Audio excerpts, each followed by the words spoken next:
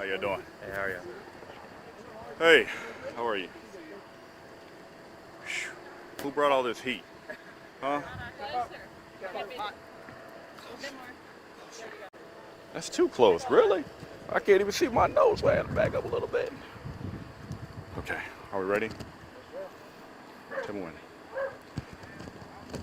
Good afternoon. I'm Assistant Chief James Skelton, the Houston Police Department. I'm accompanied by Chief Diaz with the Houston Police Department, Chief Adrian Rodriguez, the Chief over our Southeast area, and the Captain of Southeast, John Holliday. All the information I'm going to provide you today is preliminary. Today we're at an officer-involved shooting at the 6000 block of Bell Arbor. At approximately 10:25 hours, the Houston Police Department received a call for assistance from Department of Public Safety in regards to a barricaded suspect. The house is right behind me on my left-hand side. The Texas Attorney General and Precinct 7 were conducting a warrant service for a parole violation. HPD arrived on scene at approximately 10:29 and initiated what we call a SWAT activation for a barricaded suspect. Once SWAT officers arrived, along with the negotiators from the Attorney General's office, started negotiations with our suspect. This lasted for approximately 1.5 hours with no avail. At approximately 12:30, the suspect exited his residence with a high-powered rifle. Unfortunately, our SWAT officer had to fire because that suspect fired at our officer. So that suspect, who was identified as a 36-year-old black male, was pronounced by the Houston Fire Department, ambulance number 36, around 12:30 hours. Our SWAT officer, who is a 16-year veteran of our tactical operations, is doing just fine. I just ask for prayers for him and his family because this is a very critical time. So as with any critical incident, there are 3 investigations. 1, our internal affairs division to make sure that all of our policies were followed. Our special investigations unit is going to do a investigation along with the Harris County District Attorney. They will conduct a parallel investigation.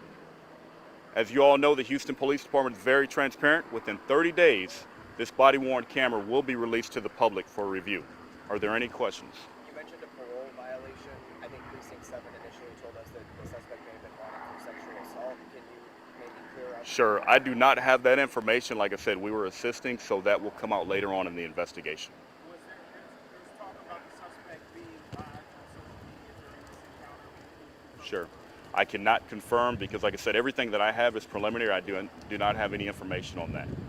Can you tell us what kind of weapon he used? Because it appears to be a pretty large weapon that we Right. can see on social media. And like I said, that's part of our investigation also, right? All those facts will come out when we do release the body-worn camera. Was SWAT ever able to actually make entrance inside the home? Were they pushed out from the suspect's weapon? No, it was all negotiations at that point, and then the suspect decided to exit the house with the weapon. And from the preliminary information that we have, a shot was fired, and that's why our SWAT officer had to return fire. It's spring break right now. We hear some kids that might have been outside during all of this. Was anybody ever in any danger at any point? Sure, the area is clear. Our officers swept the area. There's no further danger to the public. So thank God, right? Because someone coming outside with a weapon, that is very dangerous. But I'm glad that we were able to end the scene as quickly. It appears also from that social media video that he was actually communicating with the officers. It wasn't like he was just silent inside of the house. Is that true, that he was talking with them? Sure, and that, like I said, unfortunately, I can't answer that because that's part of the investigation that is going on, and we will look at all of that and release it. Was anyone else in the house? Not to my knowledge. And so he was shot and killed in the front yard area. It was outside of the house where that happened. Yeah, part of that will be released when we release that body-worn camera. All of that information will come out. Right. Sure, I'm not sure at this particular time. Was it at all any indication that it was his intention to be shot or to shoot someone? I guess from firing a shot, but just Right. communication, was there any? Right, and like I said, I'm sorry I can't answer that because I just do not know, and I don't want to put any information out there that's false. From what we know right now, you know, another agency was here trying to serve a warrant, and it escalated, and our officers, and along with Attorney General and DPS, tried to de-escalate it, and unfortunately, it didn't work. Is it common for the AG's office to be serving these kind of warrants in our area? Any law enforcement agency can serve a warrant if they can ask for assistance from other agencies. Okay. Has he shown signs of violence in the past that may have Sure, and raised alarms?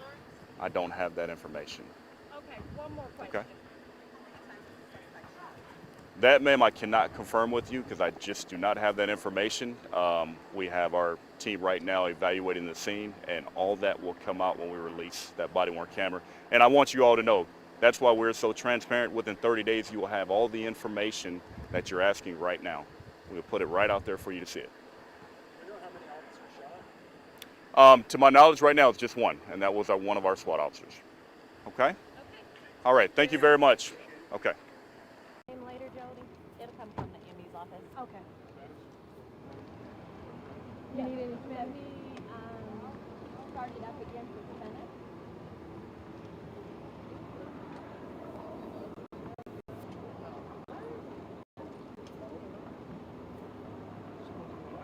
Nobody said anything to me, and I'm not hearing any programming.